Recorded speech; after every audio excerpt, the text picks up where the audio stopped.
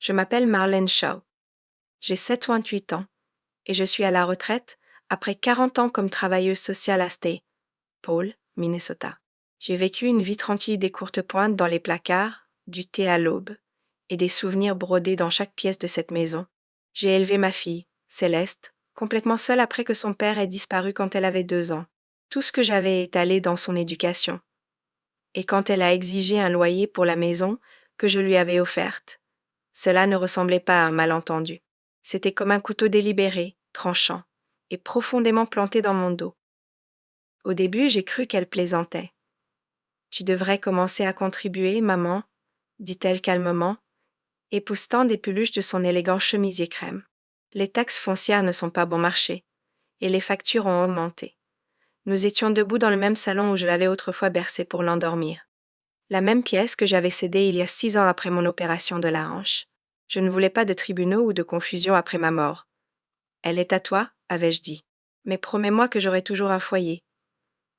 Elle avait acquiescé à l'époque avec des larmes.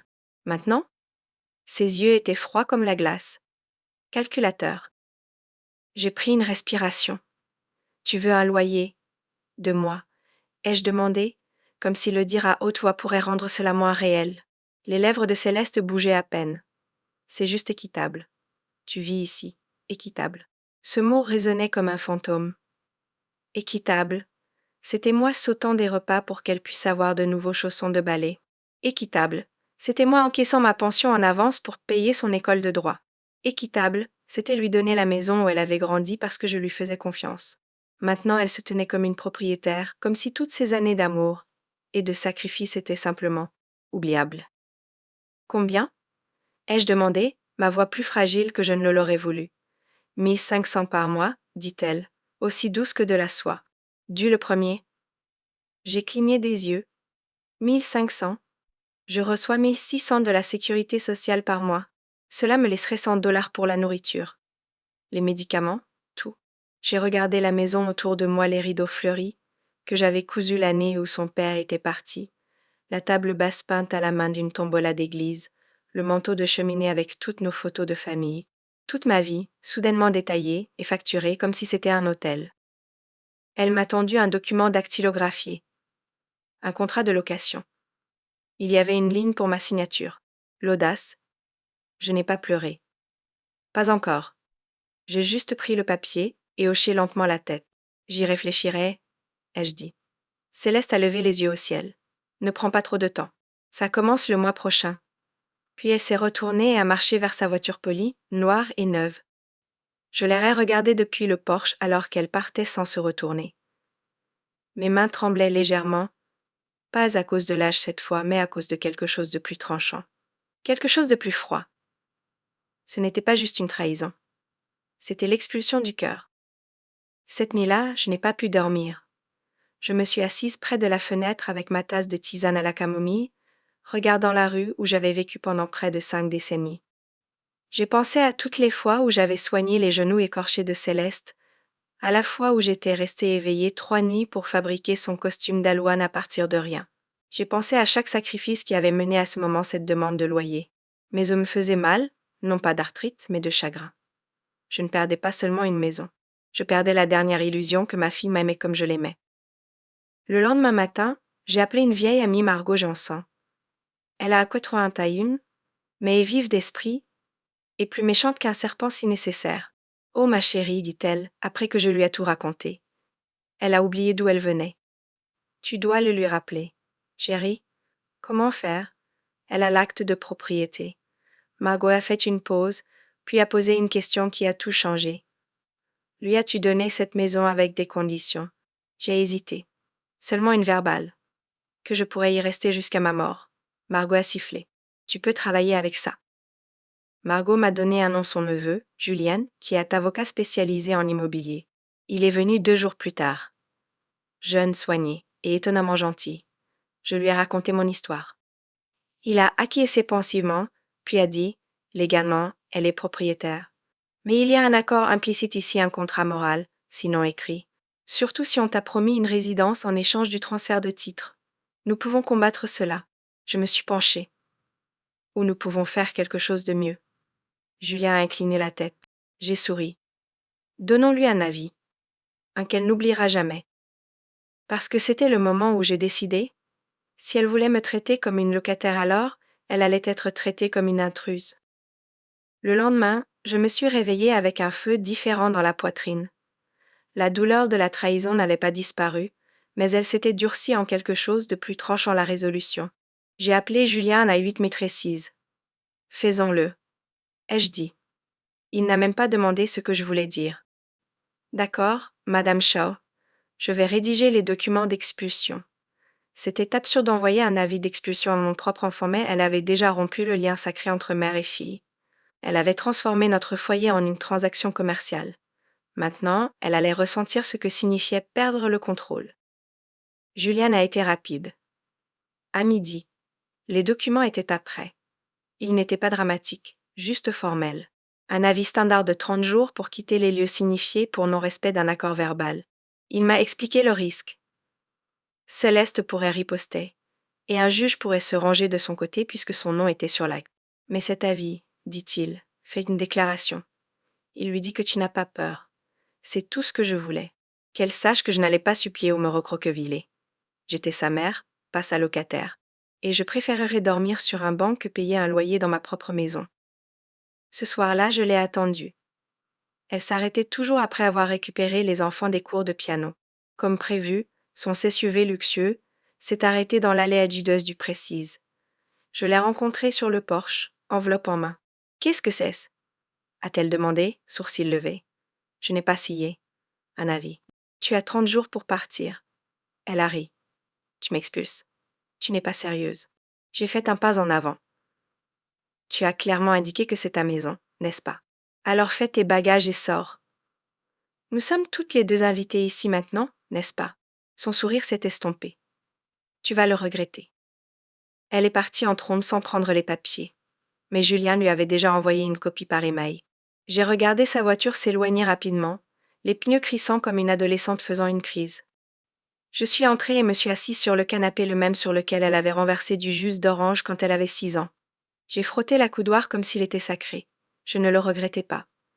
Pas encore. Mais j'avais peur. Je ne savais pas jusqu'où elle irait. Ou à quel point bas. Quand le sang devient froid, il peut tout empoisonner. Mais je n'avais pas le choix. La guerre avait déjà commencé. J'étais simplement la première à tirer.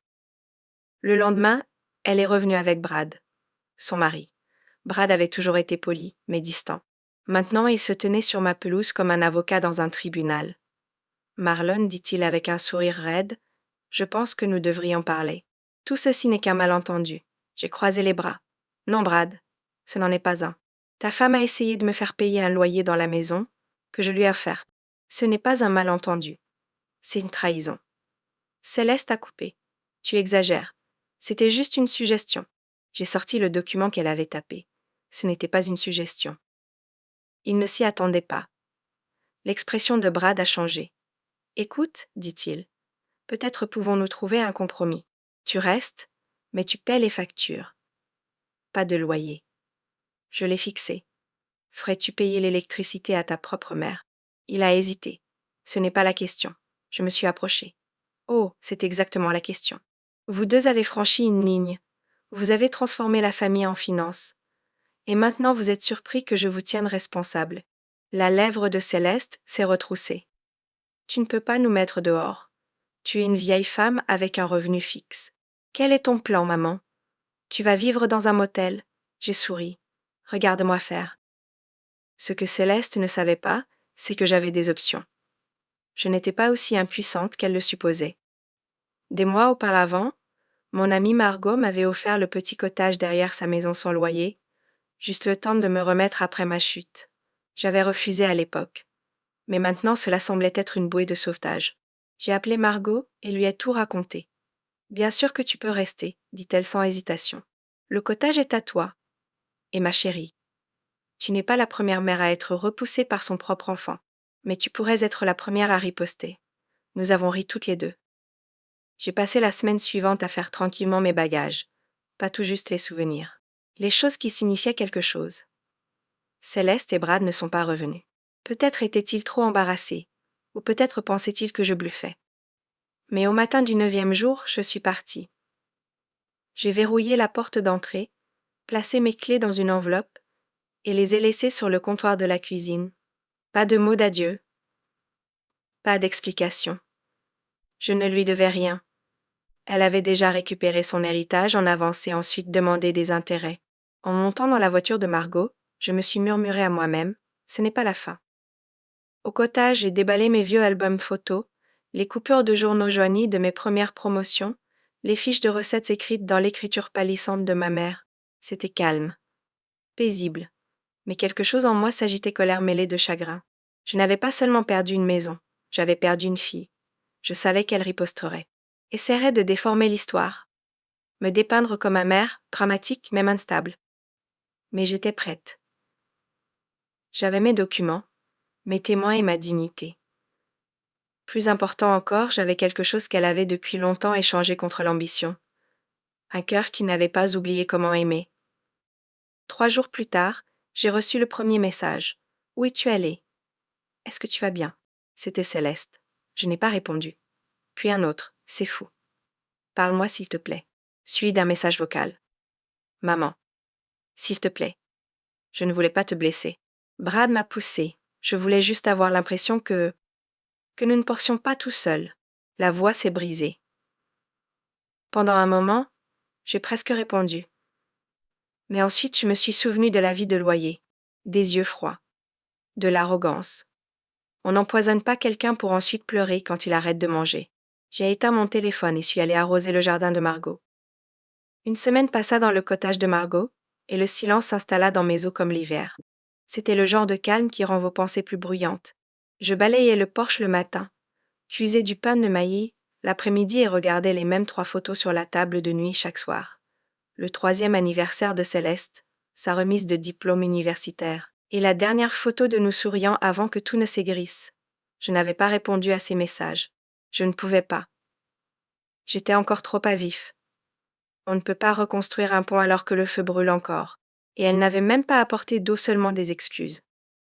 Margot essayait de me distraire. Elle m'emmenait au centre pour personnes âgées pour jouer au bingo, me préparait du thé au citron, me laissait même la battre au Scrabble une fois. Tu t'en sors mieux que la plupart, disait-elle. Mais elle ne voyait pas ce qui se passait la nuit, comment je m'asseyais sur le sol de cette petite pièce, écrivant une lettre que je n'avais jamais l'intention d'envoyer. Ce n'était pas pour Céleste. Pas vraiment. C'était pour la fille que je connaissais autrefois, celle qui m'embrassait à la grille de l'école, celle qui disait « Quand je serai grande, je veux prendre soin de toi ». La lettre commençait doucement. « Chère Céleste, je ne suis pas en colère, j'ai le cœur brisé. » Mais au fur et à mesure que l'encre se répandait, ma vérité aussi. J'écrivais sur les années où je sautais le déjeuner pour la nourrir, les nuits où je restais éveillée à coudre des costumes pour qu'elle puisse briller, les espoirs silencieux que j'avais qu'elle grandirait et se souviendrait pas rembourser, juste se souvenir. Puis j'ai écrit la ligne que je ne savais pas être enfouie en moi. Tu as échangé notre lien contre une facture. Celle-là est restée sur la page comme une gifle. Je l'ai lue 3 fois, pleuré une fois, et rangé la lettre dans mon tiroir. Le 10e jour, Julien a appelé. Nous avons une date d'audience, dit-il. Céleste conteste l'expulsion. Dit qu'elle n'a jamais reçu d'avis approprié. Je pouvais entendre la frustration dans sa voix. Elle essaie de renverser le scénario, Marlène. J'ai expiré lentement. Qu'elle le fasse. Je n'avais pas peur du tribunal. Ce que je craignais était déjà en train d'arriver, mon nom étant transformé en l'histoire d'une mère ingrate et dramatique. Mais la vérité a un pouvoir silencieux. J'avais toujours les messages vocaux, le document de loyer tapé, et même le témoin original Margot. Je n'avais pas besoin de crier. J'avais juste besoin de me présenter. La date du tribunal était fixée à un mardi. Je portais une robe lavande pâle, avec une broche que ma mère m'avait donnée. Julien m'a rencontré sur les marches du tribunal. « Tu es sûr que ça va ?» a-t-il demandé. J'ai souri doucement. Je ne suis pas ici pour la vengeance. Je suis ici pour le registre. À l'intérieur, Céleste était assise sur le banc opposé, les bras croisés, la mâchoire serrée. Brad était à côté d'elle, murmurant constamment. Elle ne m'a pas regardée une seule fois. Même pas quand j'ai été assermentée. J'ai tout dit au juge comment je lui avais offert la maison sous un accord verbal que j'y vivrais jusqu'à ma mort. Comment elle l'avait rompu. Juliane a présenté la demande de loyer tapé. Les yeux du juge se sont rétrécis. Cela ne ressemble pas à un malentendu. Cela ressemble à de la coercition, dit-il. Céleste a finalement parlé. Je voulais juste qu'elle aide avec les factures. Est-ce si mal? Sa voix s'est brisée en partie de colère, en partie d'embarras. Je voulais la serrer dans mes bras. Encore. Même après tout. Mais je n'ai pas bougé. Le juge a fait une pause, puis a dit, indépendamment du titre légal, il y avait un contrat verbal clair. Madame Shaw vivait dans la maison avec une attente à vie. Vous ne pouvez pas changer cela unilatéralement. Puis il a regardé directement Céleste. Si quelqu'un doit être expulsé ici, ce n'est pas elle. Le tribunal est tombé dans le silence. Le visage de Céleste a rougi. Brad fixait le sol. Julien m'a fait un petit signe de tête. La victoire semblait creuse, mais nécessaire. Après, Céleste est sortie en trombe sans un mot. Je ne l'ai pas suivie. Je n'ai pas jubilé. Je suis restée tranquillement debout jusqu'à ce que la salle d'audience se vide. Julien a touché mon épaule. Tu as été incroyable. J'ai esquissé un petit sourire. J'ai juste dit la vérité. Cette nuit-là, de retour au cottage, Margot a allumé un feu. Nous n'avons pas beaucoup parlé. J'ai siroté du thé et regardé les flammes vacillantes. J'avais gagné. Mais ça ne ressemblait pas à une victoire. Ça ressemblait à enterrer un enfant qui était encore en vie. Le lendemain matin, un colis est arrivé sur le pas de la porte de Margot. Pas d'étiquette de retour. Juste mon nom en gros marqueur. À l'intérieur se trouvait le contrat de location déchiré en morceaux et une note autocollante qui disait « Je suis désolée que tu te sentes blessée. Mais tu n'as pas le droit de me punir pour toujours. » Pas de signature, mais je savais que c'était elle. Je l'ai regardée longtemps. Les mots piquaient, non pas parce qu'ils étaient cruels, mais parce qu'ils étaient si loin de la responsabilité. Elle ne voyait pas ce qu'elle avait fait. Elle se voyait toujours comme la victime. C'est ce qui me brisait plus que tout. J'ai brûlé la note dans la cheminée ce soir-là. Regardé les cendres tourbillonner jusqu'à disparaître. Puis j'ai ouvert mon tiroir, pris la lettre que j'avais écrite, et l'ai relue une dernière fois. J'ai ajouté une dernière ligne. Quand tu seras prête à te souvenir de qui j'étais pour toi, je serai toujours là. Mais je n'attendrai pas dans le silence. Puis je l'ai scellé et posté pas à Céleste, mais à moi-même. Un rappel. Que même dans le chagrin, je savais toujours qui j'étais. C'était un dimanche matin calme, immobile, le genre de matin où le chant des eaux brise le silence comme des carillons éoliens. Je venais de me verser ma deuxième tasse de café quand j'ai entendu des pneus crisser sur le gravier. Mon cœur s'est figué. Personne ne rendait jamais visite à l'improviste ici. Je me suis levée, ai essuyé mes mains sur mon tablier et ai jeté un coup d'œil à travers le rideau. C'était elle. Céleste, debout à côté de sa voiture dans un manteau noir, cheveux attachés, tenant quelque chose dans ses bras. Mon estomac s'est retourné. Je ne l'avais pas vue depuis des semaines, pas depuis le tribunal. Je ne savais pas pourquoi elle était venue. Des excuses. Une dispute. J'ai ouvert la porte, mais n'ai pas dit un mot. Je l'ai juste regardée fixement. Elle semblait fatiguée. Pas la femme polie et tranchante qui avait exigé un loyer. Elle semblait plus petite. Humaine. Salut, maman, dit-elle doucement. Je n'ai rien dit. Mon silence étirait l'air entre nous comme un fil sur le point de se rompre. Elle m'a tendu une petite boîte. Je t'ai apporté ceci. J'ai baissé les yeux. Mes vieux albums photos. Ceux que j'avais oubliés dans le grenier. Couverts de poussière mais toujours entiers. J'ai pensé que tu les voudrais, ajouta-t-elle. Sa voix était prudente. Ni chaude, ni froide. Juste prudente, comme marchant sur du verre. Merci, ai-je dit, tendant la main vers la boîte. Ses doigts ont frôlé les miens. Elle a levé les yeux brusquement, comme surprise que je la touche. J'ai posé la boîte et ouvert la porte plus largement. Tu veux entrer? Elle a hésité, puis a acquiescé une fois. À l'intérieur, le cottage sentait la cannelle et le vernis à bois. Elle s'est assise au bord du canapé comme une étrangère dans une salle d'attente. Je lui ai servi du thé. Elle ne l'a pas bu.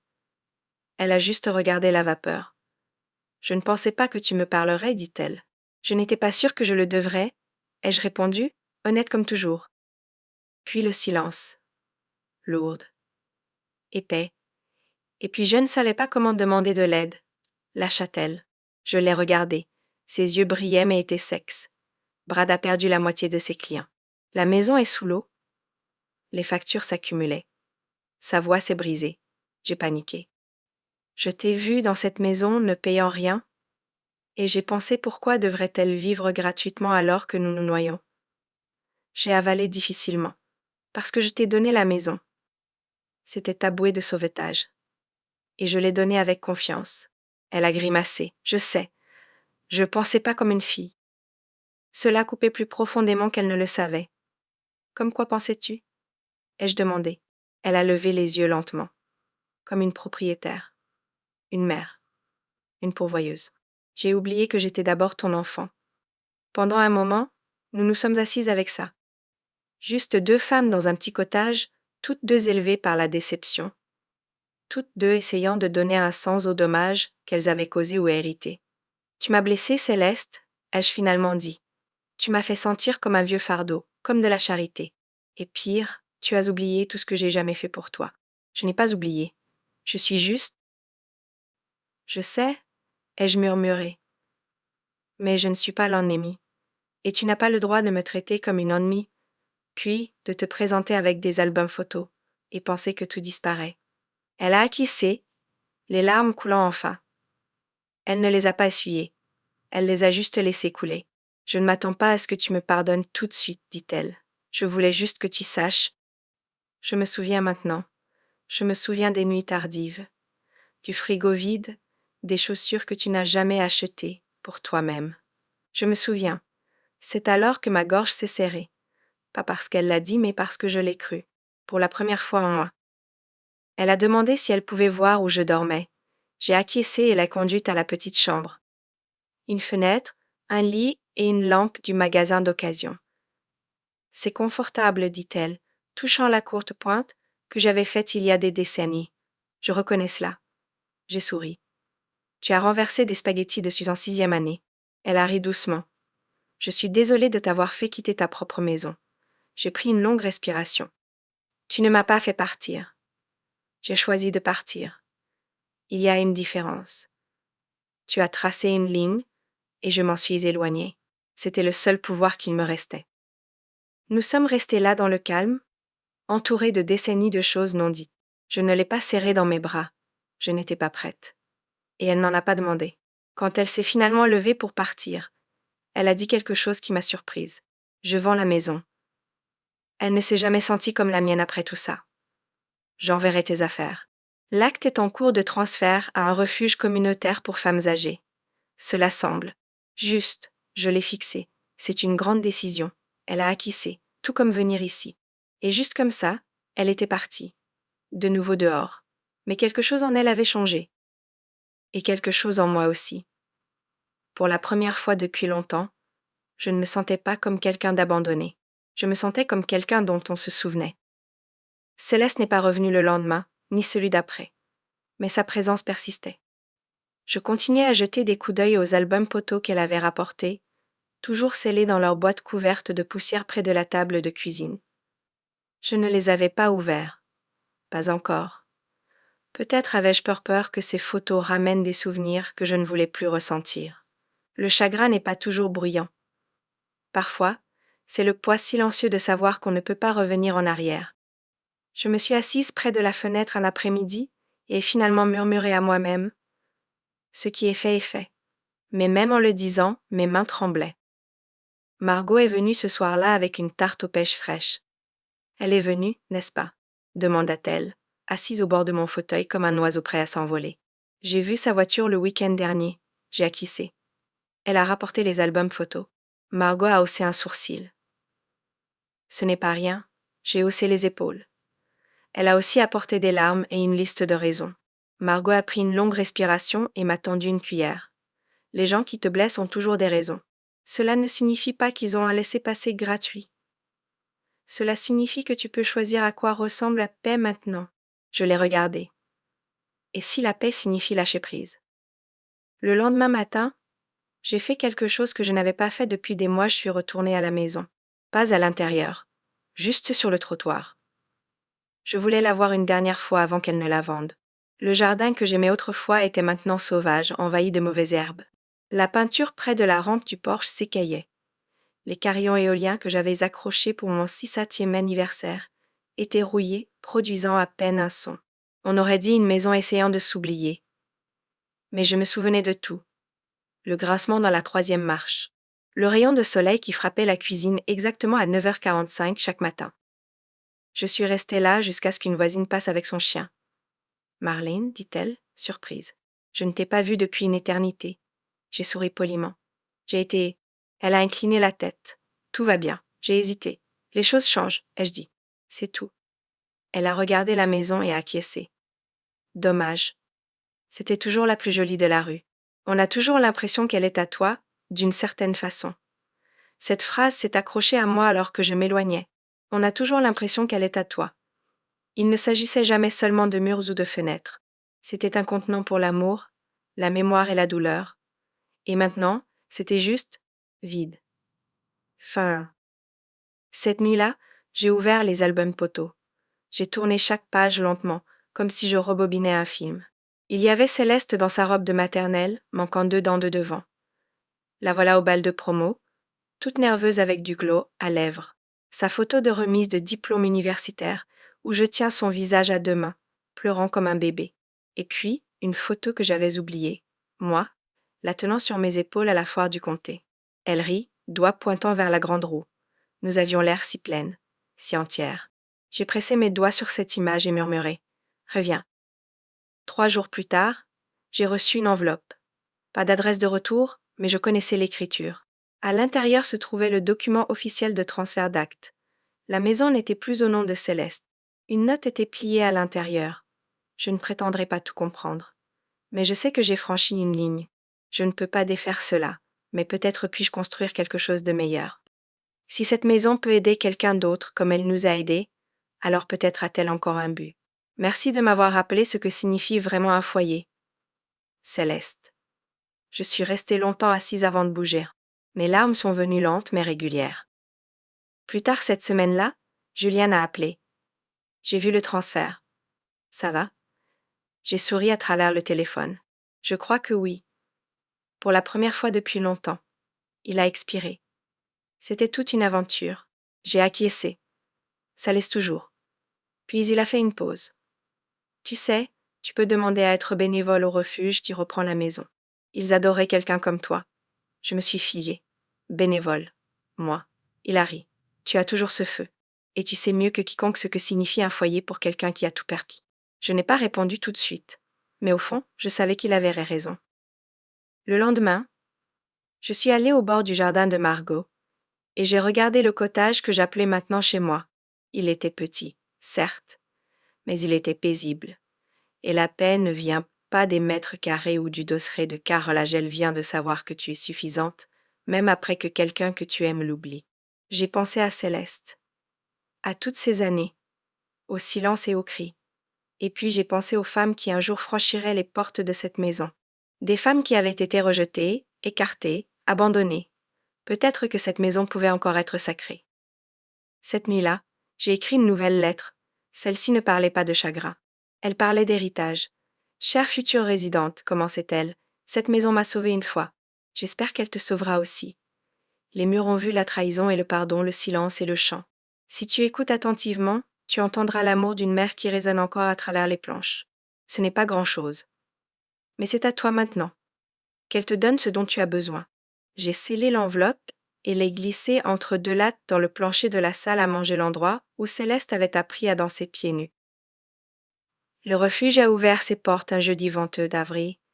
Il n'y a pas eu de grande coupure de ruban, pas de caméra de presse, juste une petite foule de femmes, faisant la queue avec des sacs en plastique, des sacs de sport et un espoir silencieux. Je me tenais de l'autre côté de la rue, regardant tout cela derrière des lunettes de soleil noir. Je n'avais pas dit à Céleste que je serais là. Je n'avais pas besoin de reconnaissance.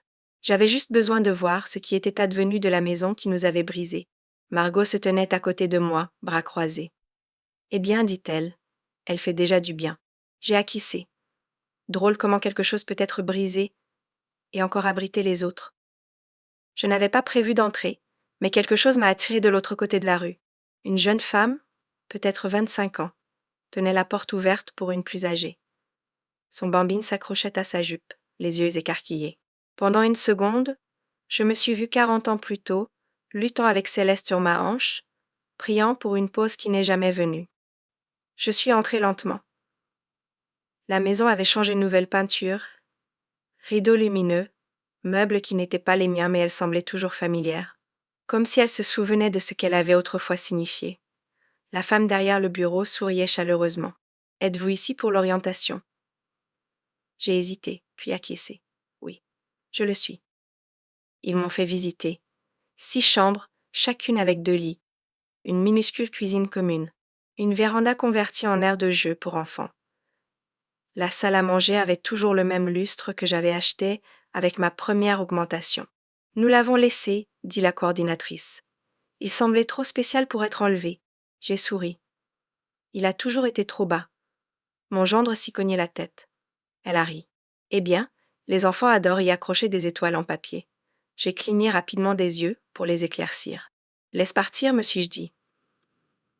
Laisse-la être la maison de quelqu'un d'autre maintenant. » Après la visite, j'ai rencontré certaines des femmes. L'une venait de fuir un mariage abusif. Une autre était une grand-mère élevant son petit-fils après la disparition de sa fille. Chaque histoire ouvrait un peu plus mon cœur. Mais je ne me sentais pas brisée. Je me sentais utile. Je peux enseigner la cuisine, ai-je dit à la coordonnatrice. Ou aider avec les CV. Ou juste... Écoutez, elle a souri. Tu serais parfaite ici. Et pour la première fois depuis des années, je ne me sentais pas vieille. Je me sentais nécessaire. Et cela après tout ce que j'avais perdu suffisait à faire cesser le tremblement de mes mains. J'ai commencé à y aller tous les mardis et vendredis. Parfois j'enseignais la pâtisserie. Parfois je m'asseyais simplement avec les femmes et j'écoutais. Je n'ai pas partagé mon histoire au début. Mais avec le temps, des morceaux ont glissé. Ma fille et moi nous sommes brouillés, ai-je dit à une femme en pétrissant de la pâte, à cause d'une maison. Elle n'a pas demandé de détails. Elle a juste acquiescé comme si elle comprenait. Parce que la douleur n'a pas toujours besoin d'une explication. Parfois, elle a juste besoin d'un témoin. Et plus je donnais, plus je recevais. J'ai commencé à guérir. Pas d'un coup, mais lentement. Une conversation à la fois. Un vendredi, Céleste est apparue. Je pliais du linge dans l'arrière-salle quand j'ai vu son reflet dans le miroir du couloir. Elle tenait un sac de course, incertaine où le mettre. 2e étagère dans le garde-manger, ai-je appelé sans me retourner. Elle s'est figuée. Maman. Je me suis retournée. Céleste. Elle a cligné rapidement des yeux, comme si elle ne s'attendait pas à me trouver ici. Je pensais apporter de la nourriture. Et des jouets. Je ne savais pas que tu... Sa voix s'est éteinte. Je suis ici depuis un moment, ai-je dit. Aidant où je peux. Elle s'est approchée, posant doucement le sac. Tu as l'air... Toi aussi, ai-je dit. Nous sommes restés là, maladroites, jusqu'à ce qu'un des bambins traverse en courant et la bouscule presque. Elle a ri et l'a attrapé avant qu'il ne tombe. Il me rappelle Julien, murmura-t-elle. Julien, mon petit-fils, son fils. Nous n'avions pas parlé de lui depuis des semaines. Comment va-t-il? Ai-je demandé. Il te manque, dit-elle. Il demande pourquoi mamie ne vient plus. Ma poitrine s'est serrée. Je ne voulais pas le confondre. Ou aggraver les choses. Elle a acquiescé. Je comprends. Mais peut-être pourrions-nous lui rendre visite ensemble. Ce n'étaient pas des excuses. Mais c'était une porte. Et j'y suis entrée. Ce dimanche, je suis allée chez elle sa nouvelle maison. Plus petite, humble, mais soignée et chaleureuse. Julien a couru vers moi et m'a serrée dans ses bras comme si aucun temps ne s'était écoulé. Je lui ai apporté la courte pointe qu'il aimait, celle avec les voitures de course. Céleste a fait du thé. Et nous avons parlé pas du passé. Pas encore. Juste du présent. Son école. Son travail. Mon travail au refuge. Il y avait encore des fissures dans notre connexion. Mais la lumière passait à travers. Et c'était suffisant. En lui disant au revoir, elle a murmuré « Merci de ne pas avoir abandonné avec moi. » Je l'ai serré plus fort. Je ne l'ai jamais fait. 2 semaines après ma visite à la nouvelle maison de Céleste, je suis retournée au refuge pour mon service habituel. Les matins avaient commencé à réchauffer et les tulips fleurissaient dans la cour avant Céleste les avait plantées avant que le transfert ne soit un mi effectué. J'ai souri, les voyant se balancer dans la brise, lumineuse et obstinée.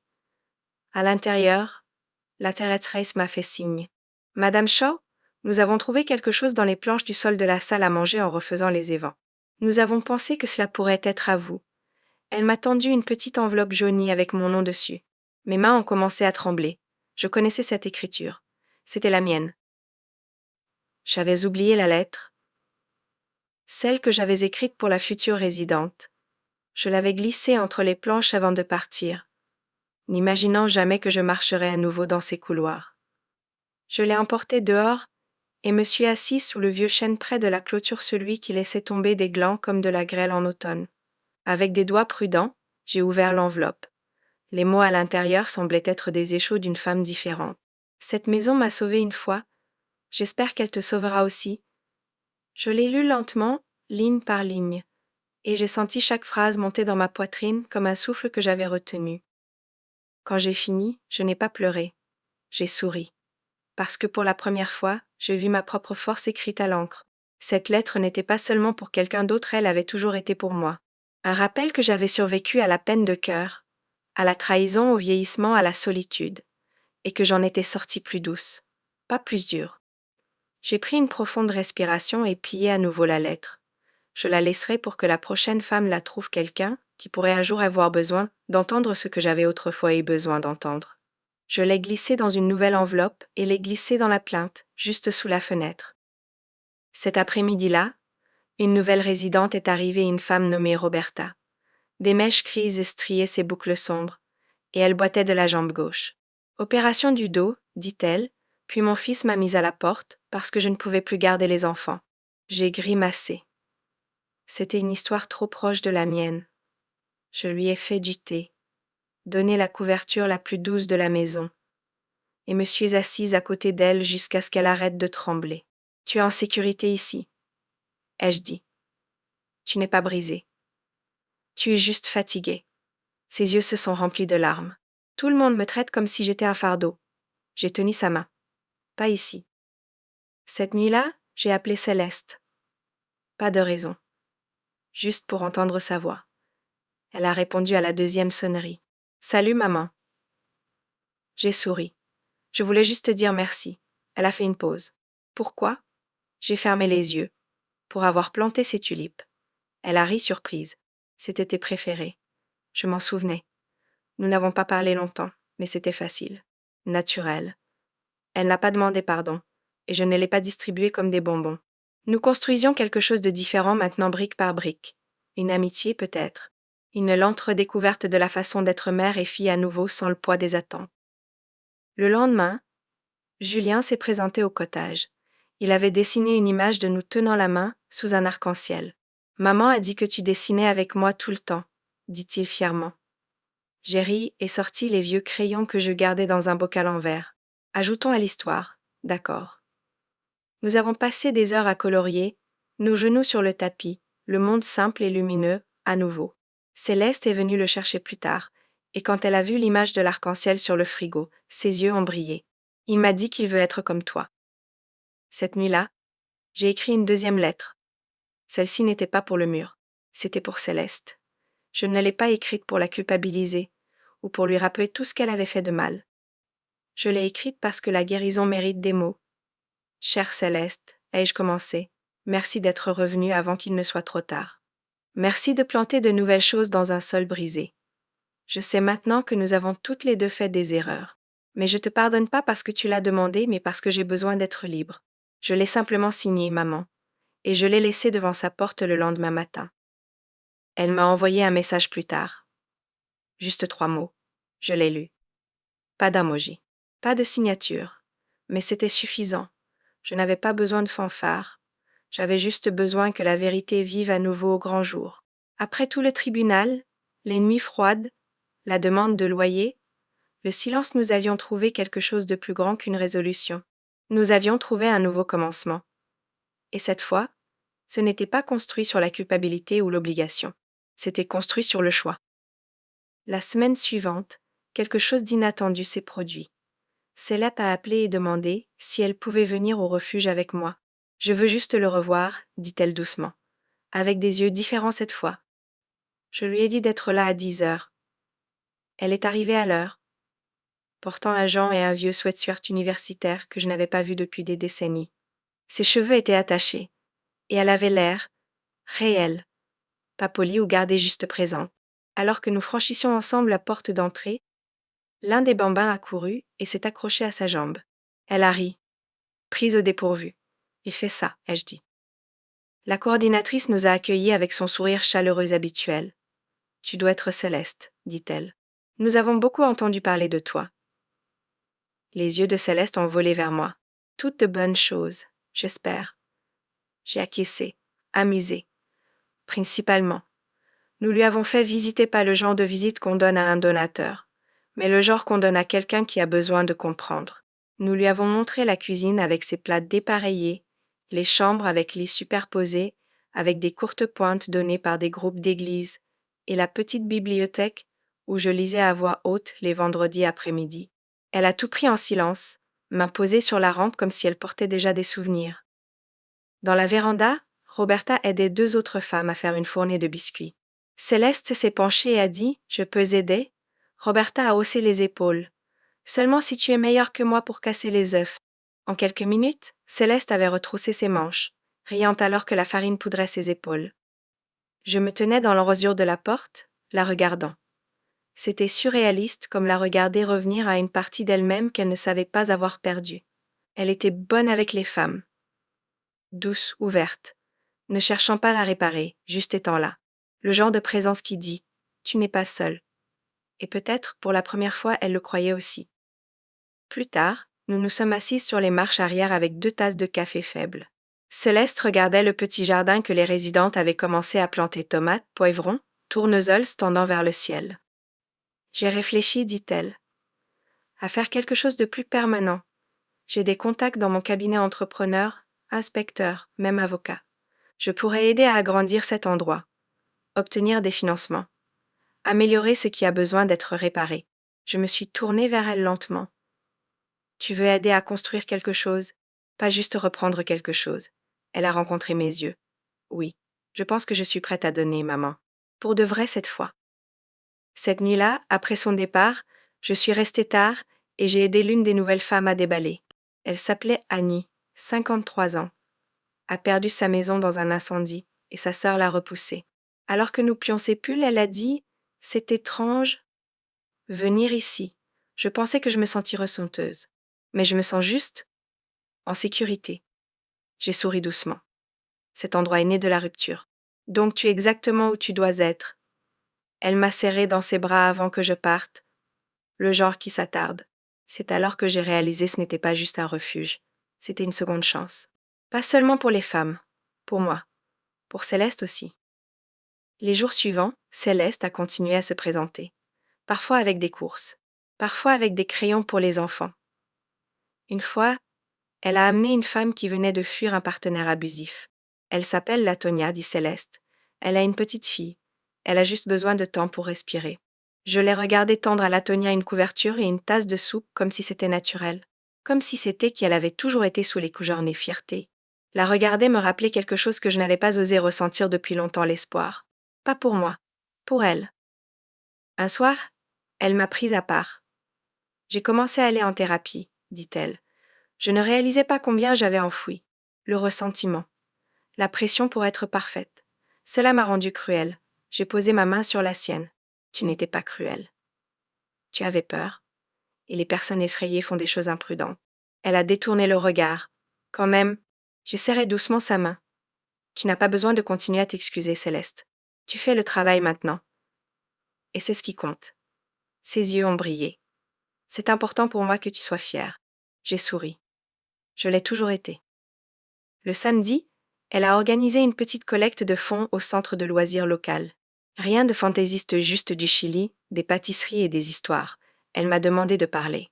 Je me suis tenue sur la petite scène en bois, regardant des visages familiers, certains gentils, certains curieux, certains surpris de voir la femme qui avait autrefois été au milieu d'un scandale familial maintenant souriant avec sa fille à ses côtés. Je leur ai dit la vérité, sur l'amour, sur la trahison, sur la reconstruction à partir des cendres. Je n'ai pas nommé de nom. Je n'en avais pas besoin. J'ai juste dit, parfois, les personnes que nous avons oubliées qui les a élevées. Mais le miracle est que parfois, elles s'en souviennent. Céleste s'est levée et a applaudi en premier. Les autres ont suivi. Et à ce moment, quelque chose s'est installé entre nous. Tout n'était pas parfait. Nous avions encore des kilomètres à parcourir. Mais nous les parcourions ensemble maintenant. Pour la première fois depuis des années, Je croyais que les fissures dans notre fondation ne seraient pas notre fin, elles seraient pas notre fille, les lignes par où la lumière entre.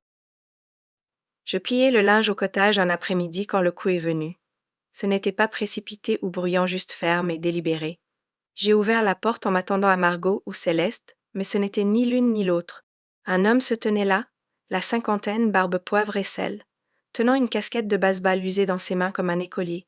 Son visage était familier d'une façon qui rendait mes genoux faibles. Marlène demanda-t-il doucement. C'est moi. Warren. J'ai agrippé le cadre de la porte. Ma voix s'est coincée dans ma gorge. Après toutes ces années, l'homme qui m'avait quitté quand Céleste avait 2 ans était revenu. Je ne l'ai pas invité à entrer, pas encore. Je suis sortie à la place et me suis assise sur le banc près du rosier. Il a suivi, s'asseyant lentement, comme si les années avaient pesé sur son dos. J'ai entendu ce qui s'est passé, dit-il. La maison, ta fille, le refuge. Un de mes amis y fait du bénévolat et a mentionné ton nom. J'ai regardé droit devant, incertaine de comment répondre. Ça fait plus de 40 ans, ai-je finalement dit. Pourquoi maintenant? Il a soupiré. Je suis mourant. Stade 4. Plus pour longtemps. Mais avant de partir, j'avais besoin de te voir. Besoin de dire que je suis désolée. Je ne savais pas comment à l'époque. Je suis restée silencieuse. Le silence était lourd, mais il ne semblait pas en colère. Il ressemblait au vent avant une tempête, pas pour détruire, juste pour remuer ce qui était enterré. Tu m'as laissé avec un bambin, ai-je dit. Je t'ai supplié de rester. Tu es parti sans un mot. Je n'avais rien. Juste elle et un emploi à temps partiel. Il a acquiescé lentement. Et je me suis détestée pour cela chaque jour. Il a tendu la main dans sa poche et a sorti une lettre. C'était pour elle.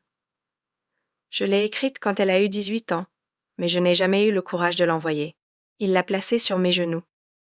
Cette nuit-là, je me suis assise à la table de la cuisine avec la lettre devant moi. Je ne l'ai pas ouverte. Ce n'était pas à moi de la lire. Mais j'ai appelé Céleste. Il y a quelque chose que tu dois voir, lui ai-je dit. Elle est venue le lendemain matin, prudente mais curieuse. Je lui ai tendu l'enveloppe. Elle a fixé l'écriture pendant longtemps. Est-ce que c'est... J'ai acquiescé. Il est venu. Hier. Elle a dégluti difficilement. Que voulait-il? La clôture. Ai-je dit. Et le pardon. Elle n'a rien dit d'autre. Elle est juste sortie avec la lettre, s'est assise sous le même chêne où je m'étais assise des jours auparavant, et a lu. Elle est revenue 1 heure plus tard, les yeux rouges mais secs. Je me suis toujours demandé, dit-elle, pourquoi il n'a jamais appelé, n'est jamais venu à aucune de mes remises de diplôme. Je me suis construit cette petite histoire dure dans mon esprit sur lui étant LH, ou mort, ou les deux. Mais cette lettre, j'ai tendu la main vers la sienne. Tu ne lui dois rien. Mais peut-être, elle a acquiescé lentement. Je ne pense pas que je le déteste encore. Je suis juste triste pour le temps que nous avons perdu. Nous sommes restées là, silencieuses, tenant les mains l'une de l'autre. Warren est décédée 3 semaines plus tard. Céleste n'est pas allée à l'hôpital, mais elle a envoyé des fleurs. Elle m'a demandé d'assister à l'enterrement, et je l'ai fait. Il n'y avait que 5 personnes. Quelques-uns de son groupe de rétablissement, une infirmière et un aumônier. Le ciel était couvert. J'ai déposé une seule rose blanche sur son cercueil et murmuré. Tu étais trop tard. Mais au moins tu es venu. Cette nuit-là, j'ai allumé une lucette, toge le cottage et écrit son nom dans mon journal. Pas avec colère, juste en mémoire. Il était un chapitre. Pas toute l'histoire. Après la mort de War, quelque chose a changé en Céleste. Elle a commencé à parler plus ouvertement. Je pense qu'une partie de la raison, pour laquelle je me suis emportée contre toi, dit-elle, était parce que je me suis toujours sentie abandonnée. Et au fond, j'avais peur que tu me quittes aussi. J'ai senti ma poitrine me faire mal. Je n'ai jamais prévu de le faire, ai-je dit. Mais je vois maintenant que l'amour ne se sent pas toujours comme la sécurité, si la peur murmure à ton oreille. Elle a acquiescé. Je ne veux plus être cette femme. Je veux élever Juliane avec paix, pas pression. Et peut-être même, un jour, me pardonner. J'ai souri. Tu l'as déjà fait. Plus tard cette semaine, elle a demandé si nous pouvions cuisiner ensemble. C'était un dimanche. Juste nous deux dans sa cuisine, de la farine sur nos mains, riant de combien nous avions mal fait les biscuits. Nous n'avons jamais fait ça, dit-elle, époussetant sa chemise. Pas quand j'étais jeune. J'ai souri. J'étais trop occupée à survivre à l'époque. Elle s'est appuyée contre le comptoir. Eh bien, nous vivons maintenant. n'est-ce pas? J'ai acquiescé, essuyant mes mains sur un torchon. Oui, ma chérie, nous le faisons vraiment. Et alors que nous messions la table, quelque chose de doux a rempli la pièce. Pas seulement du four, de nous. L'été est arrivé lentement cette année. L'air assez. Paul s'est réchauffé avec patience, comme si même les saisons avaient appris à prendre leur temps. J'avais commencé à laisser la porte d'entrée du cottage ouverte pendant la journée, laissant entrer la lumière du soleil et l'odeur de terre fraîche. Céleste visitait plus fréquemment maintenant, pas par obligation, mais par choix. Et pas toujours avec des mots. Parfois, elle s'asseyait simplement avec moi pendant que je crochais. D'autres fois, nous jardinions en silence. Mais c'était un bon genre de calme. Le genre qui dit « Je suis là, je te vois, je ne disparaîtrai plus ». Un mardi matin, elle s'est présentée à l'improviste avec Julien. Il a couru dans mes bras avec un cri. « Mamie, je t'ai apporté quelque chose. » Il a sorti un morceau de papier avec un des banceaux allumettes de lui, Céleste et moi se tenant la main devant une petite maison rouge. « C'est ta nouvelle maison, » dit-il fièrement. Je me suis agenouillée à côté de lui, les larmes aux yeux. « C'est magnifique, » ai-je dit. Céleste souriait derrière lui. Il voulait nous dessiner ensemble. Il a dit « Pour que tu n'oublies pas où est la maison. » Je n'ai pas répondu. J'ai juste tendu la main et les ai tenus tous les deux. Ce soir-là, nous avons dîné chez elle. Pour la première fois depuis des années, c'était facile, pas de tension, pas de souvenirs planant attendant de craquer. Elle a fait du pain de viande, comme j'en faisais et l'a un peu brûlé, aussi comme je le faisais. Nous avons ri devant un thé glacé et avons passé des histoires comme des plats. Elle m'a parlé du nouveau professeur de Julien, de ses plans pour demander une subvention communautaire pour étendre la portée du refuge. Je lui ai parlé des progrès de Roberta et de la jeune mère qui lisait maintenant des histoires au coucher à son bébé chaque soir. Nos vies se chevauchaient à nouveau doucement. Plus tard, quand la vaisselle était faite et Julien endormi, elle s'est assise à côté de moi sur le porche. J'ai pensé, dit-elle, à écrire notre histoire. Je me suis tournée vers elle. Pourquoi? Elle a haussé les épaules. Pour que d'autres mères et filles sachent qu'elles ne sont pas seules. Que même quand les choses se brisent, elles peuvent être reconstruites. Je me suis assise tranquillement un moment, puis j'ai acquiescé. Tant que tu l'écris honnêtement. Pas de nonnet, juste la vérité. Elle a souri. Tu m'aideras, n'est-ce pas? J'ai serré sa main. Je le fais déjà. Et juste comme ça, nous avons commencé à esquisser un plan ensemble. Céleste avait changé. Pas parfaitement. Elle s'énervait encore quand fatiguée, essayait encore de réparer les choses avec de l'argent parfois. Mais il y avait de la douceur maintenant, une ouverture qui n'était pas là avant. Elle parlait de thérapie comme si c'était se brosser les dents partie de sa routine quotidienne. Elle a même commencé à faire du bénévolat plus régulièrement au refuge, animant des cours hebdomadaires de compétences de vie pour les femmes essayant de réintégrer le marché du travail. La regarder aider d'autres femmes à trouver pied me rappelait moi-même à son âge. Je pouvais enfin voir les morceaux de moi qui étaient passés à travers elle. Un dimanche, j'ai apporté une boîte de vieilles lettres, celles que j'avais écrites au fil des ans mais jamais postées. Certaines étaient pour elle. D'autres étaient juste des réflexions sur mes peurs, mes regrets, la solitude qui est venue après qu'elle ait déménagé et rarement appelé. Nous les avons lues ensemble. Elle a pleuré pour certaines, ri pour d'autres. Tu avais peur aussi, dit-elle doucement. J'ai toujours pensé que tu avais tout sous contrôle. J'ai souri. Être mère ne signifie pas être sans peur. Cela signifie se présenter quand même. Elle a acquiescé. Tu l'as toujours fait. J'ai placé ma main sur la sienne. Toi aussi, finalement. En août, Céleste a officiellement rejoint le conseil d'administration du refuge. Elle a proposé un jardin communautaire à l'arrière et je l'ai aidé à en dessiner la disposition. Juliane a aidé à planter des soucis près de la clôture et à nommer chaque parcelle comme si c'était un animal domestique. Celui-ci, c'est Grâce, dit-il. Et ça, c'est Patience. Nous l'avons laissé tous les nommer. En le regardant creuser dans la terre, j'ai réalisé à quel point nous étions tous venus loin des confiances brisées et des avis d'expulsion. Aux graines dans le sol, poussant parce que nous avions finalement arrêté de tirer sur les vieilles racines. Plus tard cette semaine-là, je suis retournée à l'endroit sous les planches où ma lettre était toujours. J'ai ajouté une seconde enveloppe à côté. Une nouvelle lettre. Cette fois, elle disait « Chère fille, oui, toi. Nous n'avons pas bien fait au début, mais nous avons continué d'essayer. Et cela compte plus que tout. Si tu lis ceci dans un moment de silence ou de chagrin, sache ceci, cela peut encore être réparé. Ce ne sera pas facile, mais si nous avons pu le faire. C'était un mercredi après-midi quand Céleste a appelé et demandé si je pouvais venir seule. Sa voix était plus douce que d'habitude, comme si elle l'avait enveloppée dans du papier de soie. Il y a quelque chose que je dois te dire, dit-elle, face à face. Je pouvais l'entendre dans son ton, ce n'était pas à propos du refuge ou de Julien. C'était personnel. J'ai fait du thé, mis mon cardigan, et marché jusqu'à sa maison, le cœur battant tout le long.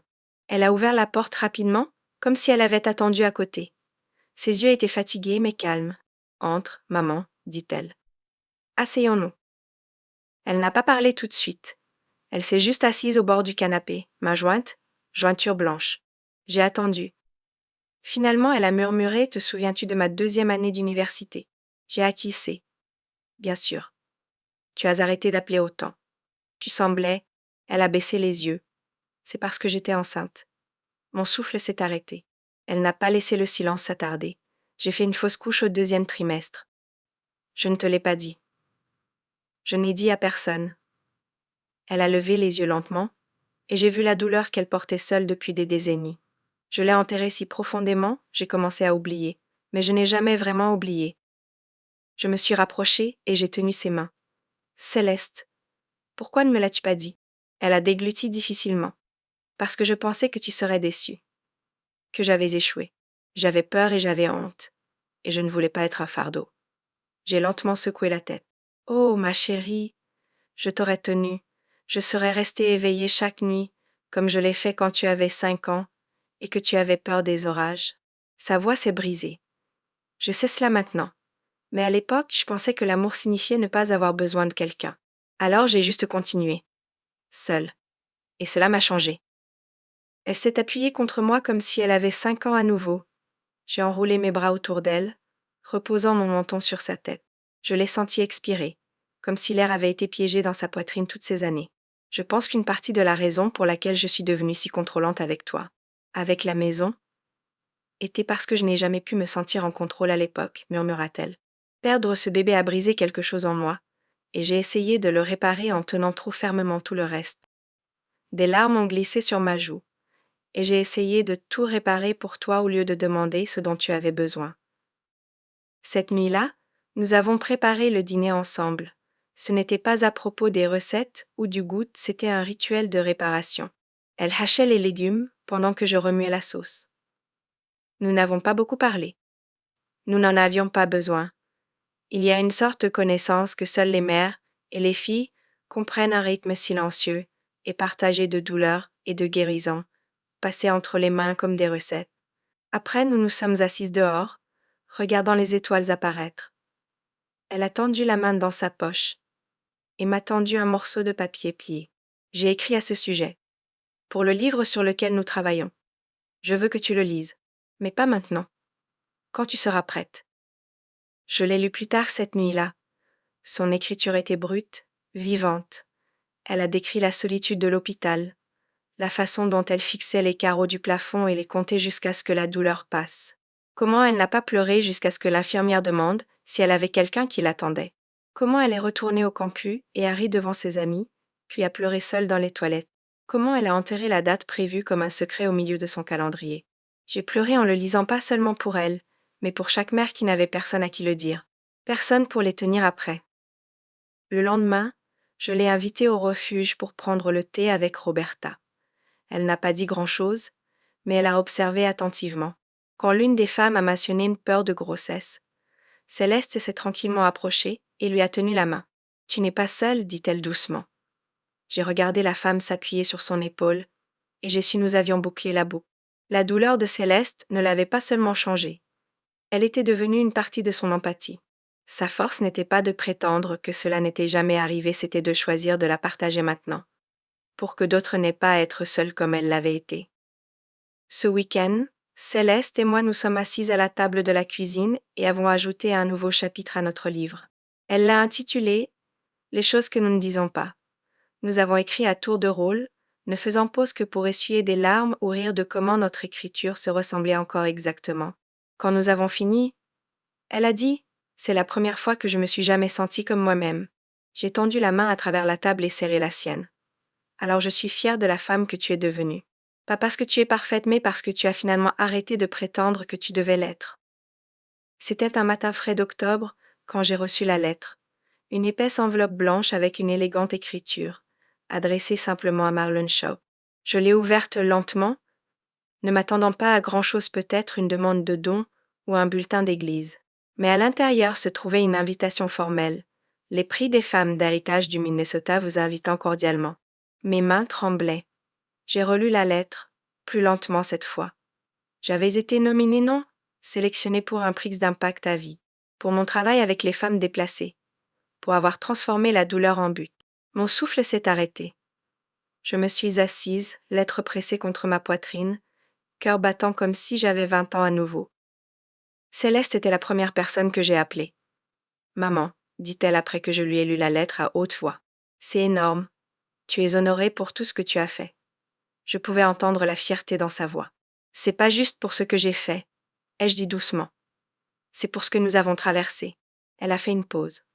Alors nous irons ensemble, toi et moi, en équipe. J'ai ri doucement. Tu es sûre de vouloir être vue en public avec ta vieille maman dramatique? Elle a pouffé. Seulement si je peux coiffer tes cheveux. Nous avons toutes les deux ri. Pour une fois, c'était léger.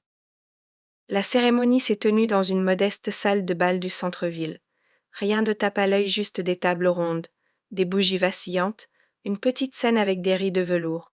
Je portais une robe bleu marine que Céleste avait choisie pour moi. Elle portait de l'or pâle. Nous nous accordions sans essayer. Julian était assis entre nous dans un petit blasé, jambes se balançant sur son siège. Quand ils ont appelé mon nom, je ne me suis pas levée tout de suite. Mes pieds ne voulaient pas bouger. Mais Céleste a tendu la main vers la mienne, murmuré. Tu mérites cela. Et d'une manière ou d'une autre, c'était suffisant pour me porter jusqu'à la scène. J'ai regardé la salle et vu des visages de chaque partie de ma vie, Margot au premier rang, Roberta et deux des résidentes du refuge à la table 5, même le pasteur de mon ancienne église. J'ai pris une respiration tremblante, ajusté le microphone et commencé. Je pensais autrefois que mon histoire était petite. Ai-je dit? Juste une femme, une mère, essayant de survivre. Mais les petites histoires peuvent s'étendre loin, surtout quand elles sont transmises. Surtout quand elles aident quelqu'un d'autre à se sentir vu.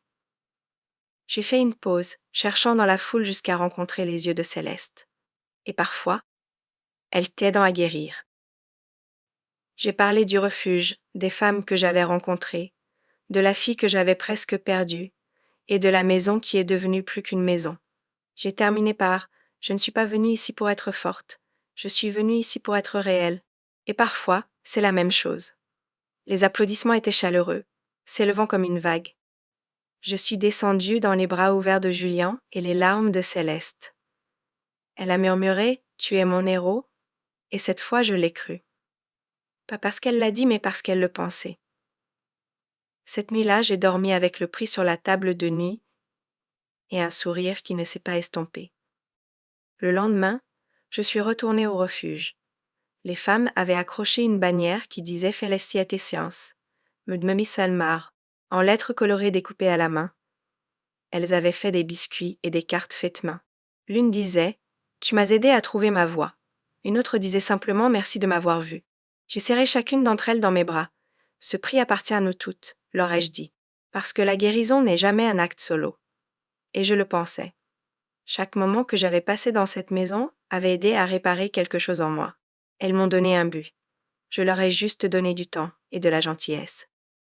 Cet après-midi-là, Céleste m'a prise à part. J'ai soumis ton nom, dit-elle doucement. Pour le prix. J'ai cligné des yeux. Tu l'as fait. Elle a acquiescé. J'ai écrit toute la lettre de nomination. Je leur ai tout dit. La maison, le refuge, le tribunal, même la lettre que tu as laissée dans les planches du sol. J'ai tendu la main vers la sienne, submergée. Pourquoi? Ai-je demandé. Parce que j'avais besoin que le monde voie la femme que j'ai oublié de voir pendant trop longtemps, dit-elle. Et parce que je voulais que tu saches, tu n'es plus invisible, ma gorge s'est serrée. Je l'ai tirée dans mes bras. Tu es mon héritage, Céleste. Tu l'as toujours été. Un mois après la cérémonie des prix, la directrice du refuge m'a demandé si je pouvais passer pour une visite rapide. J'ai supposé que quelque chose était cassé, peut-être un tuyau qui fuit ou une housse de matelas déchirée. Je suis arrivée un vendredi après-midi froid, écharpe bien enroulée, joues picotant du vent. Mais quand je suis entrée, les femmes étaient rassemblées dans la salle à manger, debout à côté d'une porte nouvellement peinte, avec une plaque dorée qui n'était pas là avant. La directrice m'a souri et dit: Nous voulions que tu sois la première à la voir. J'ai fait un pas en avant, confuse. La plaque disait: Elle est celle d'héritage Marlène Shadow. Parce que chaque femme mérite d'être vue, entendue et rappelée. J'ai couvert ma bouche d'une main, l'autre atteignant la poignée de la porte. À l'intérieur se trouvait un espace de lecture. 2 fauteuils, un mur bordé de livres donnés, un éclairage doux, et des photos encadrées des étapes importantes du refuge. Au centre se trouvait une petite table en bois, et sur elle étaient posées les 2 lettres que j'avais laissées dans les planches du sol encadré, préservées sous verre. Mes genoux ont presque cédé. J'ai senti une paire de bras me rattraper doucement. C'était Céleste. Surprise, murmura-t-elle, la voix tremblante. C'est permanent. Comme toi. Les larmes coulaient librement maintenant. Pas de tristesse. Pas même de fierté, juste le sentiment écrasant que j'avais réussi. Que ma vie avait sculpté quelque chose de durable dans le monde. Pas par la célébrité ou la fortune, mais en me présentant encore et encore, même quand cela faisait mal. Je me suis assise dans l'un des fauteuils, encore tremblante, et j'ai regardé autour de la pièce.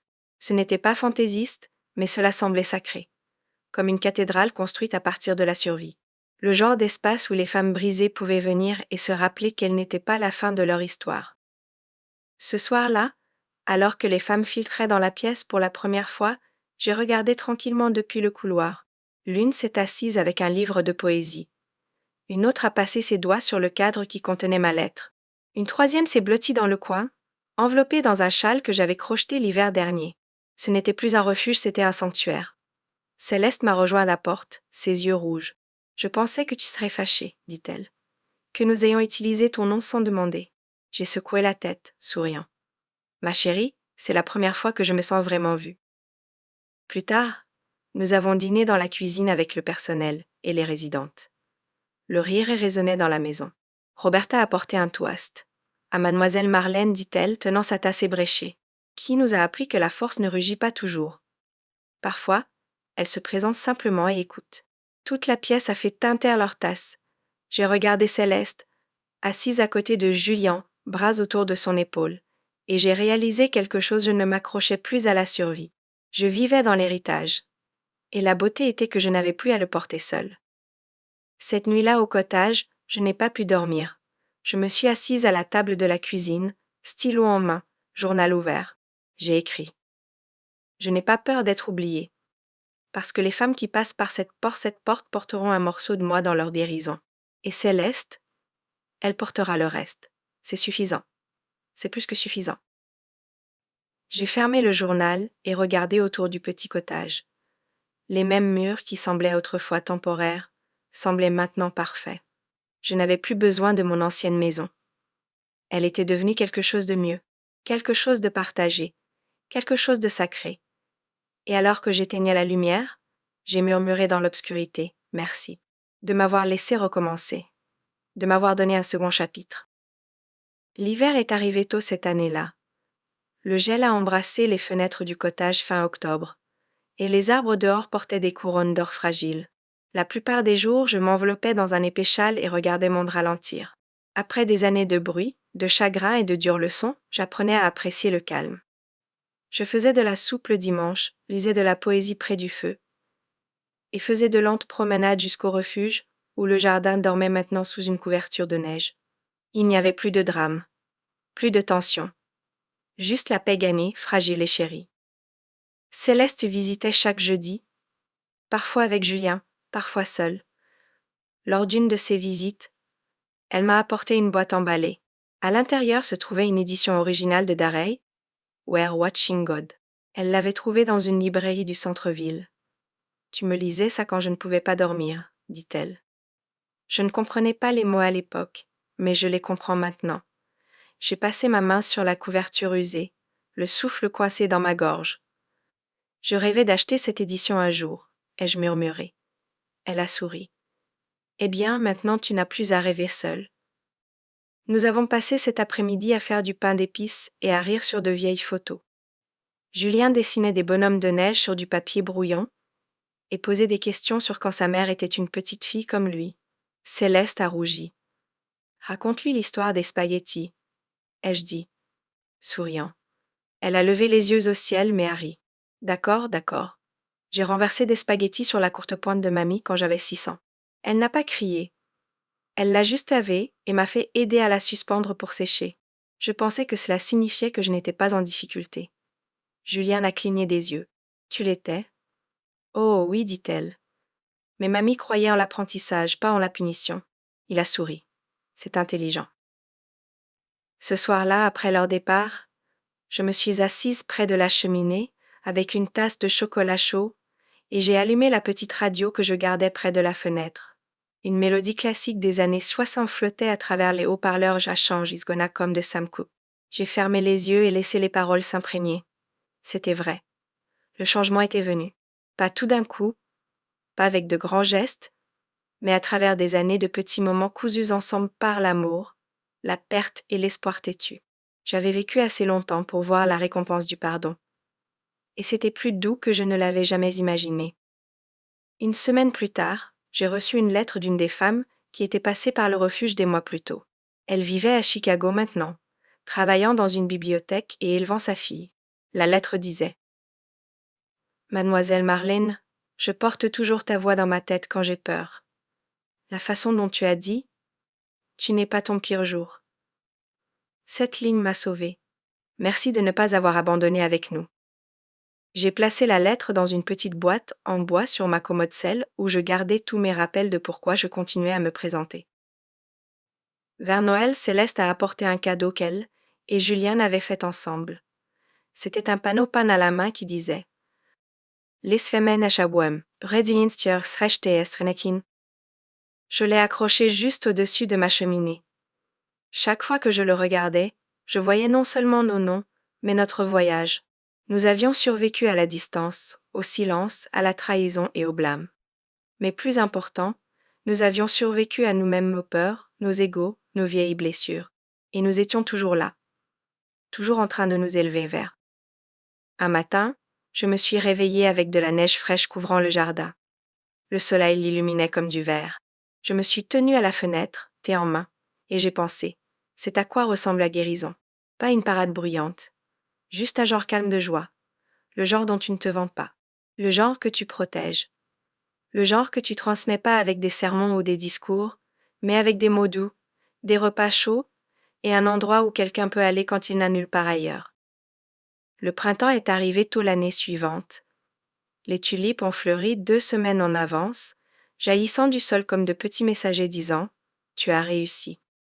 J'avais 7 ans de 9 ans maintenant. Plus lente sur mes pieds, oui mais plus vive dans mon esprit que je ne l'avais été depuis des décennies. Le cottage semblait être une extension de moi calme, chaleureux, rempli de couches de vie. Je passais mes matins à m'occuper du jardin que Julien et moi avions planté, et mes soirées à écrire. Le livre que Céleste et moi avions commencé était presque terminé. Nous l'avons appelé la maison que j'ai donnée. C'était désordonné, honnête et guérissant tout comme nous.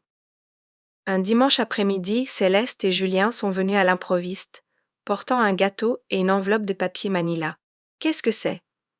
Ai-je demandé. Céleste a embrassé ma joue. Joyeux presque 80 ans, dit-elle. Nous voulions te surprendre tôt. J'ai ri. Ma chérie, mon anniversaire n'est pas avant 2 semaines. Julien a souri. Je ne pouvais pas attendre.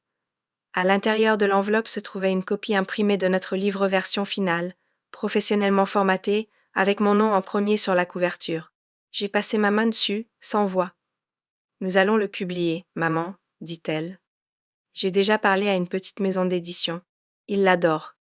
Ça se réalise. J'ai cligné des yeux vers elle, le cœur trop plein pour parler. Après tout ce temps, mon histoire allait vivre en dehors de mon corps. Elle serait lue. Elle compterait. Julien s'est appuyé contre mon bras. Tu vas être célèbre, murmura-t-il. J'ai ri à travers les larmes.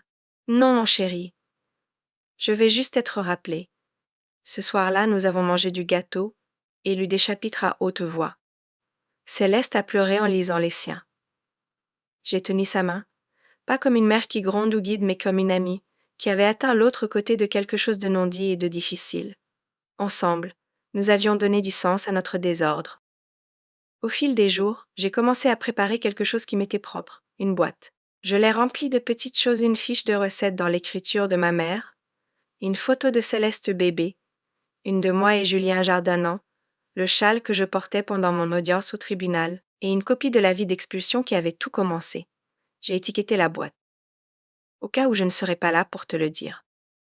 Puis j'ai écrit une dernière lettre, pas en colère, pas triste, juste reconnaissante. Une lettre à celui qui la trouverait, que ce soit Julien, Céleste, ou quelqu'un que je n'aurais jamais rencontré. Une lettre qui disait: l'amour peut être perdu et retrouvé. Ne pense jamais que c'est fini. Le matin de mon 80e anniversaire, le refuge a organisé une petite célébration. Ils ont dédié une nouvelle aile de sensibilisation et l'ont nommée d'après moi l'annexe de bien-être Marlon Shaw. Céleste a fait un court discours, mais ce qui m'a le plus ému, c'est quand Julien s'est levé, à peine assez grand pour le micro, et a dit: ma grand-mère aide les gens à se souvenir qu'ils comptent toujours. Quand je serai grand, je veux être comme elle. J'ai pleuré, sans honte. Ce moment était le prix. Pas la récompense, pas le contrat de livre. Mais un enfant disant: tu m'as montré à quoi ressemble la bonté. C'était l'héritage. Cette nuit-là, alors que le ciel devenait lavande, Céleste m'a raccompagnée chez moi. Nous n'avons pas parlé. Juste écouté le gravier craquer sous nos pieds et la brise se faufiler à travers les arbres. Quand nous avons atteint le cottage, elle m'a serré étroitement. Tu en as fait assez, maman, murmura-t-elle. Tu peux te reposer maintenant. J'ai souri, brossé ses cheveux de son visage. Le repos ne signifie pas s'arrêter. Cela signifie savoir que tu es en sécurité dans les mains de ceux que tu as élevés. Elle a acquiescé, les yeux brillants. Je porterai tout en avant, je promets. Après son départ, j'ai allumé une dernière bougie et l'ai placée sur le rebord de la fenêtre. Dehors, les tulipes se fermaient pour la nuit. Je me suis assise à mon bureau et ai écrit dans mon journal une dernière fois. J'ai donné ma maison, mais j'ai construit quelque chose de plus grand. Un foyer dans les cœurs, une place dans la mémoire, une seconde chance pour l'amour. Et si c'est tout ce que je laisse derrière, c'est suffisant. C'est plus que suffisant. Fin. On dit que la trahison blesse le plus profondément quand elle vient de la famille. Et j'ai senti chaque centimètre de cette lame quand ma propre fille m'a demandé de payer un loyer pour la maison que je lui ai donnée. Mais je ne l'ai pas laissé me briser. J'ai choisi de partir pas dans la honte, mais dans la force. J'ai transformé ma douleur en objectif. Et mon expulsion en une seconde chance, pas seulement pour moi, mais pour les femmes qui se sentaient oubliées comme je l'avais été. J'ai peut-être perdu la maison, mais j'ai trouvé quelque chose de plus grand. Ma voix, ma paix, mon héritage. Et j'ai tout donné ce que j'avais, et d'une façon ou d'une autre, je me suis retrouvée avec encore plus. Si mon histoire t'a ému, partage-la. Peut-être que quelqu'un d'autre là-bas a besoin d'entendre. Tu n'es jamais trop vieille pour recommencer, et jamais trop tard pour être entendue. Qu'en fait, merci d'avoir écouté. Et rappelle-toi parfois, la fin que tu craignais,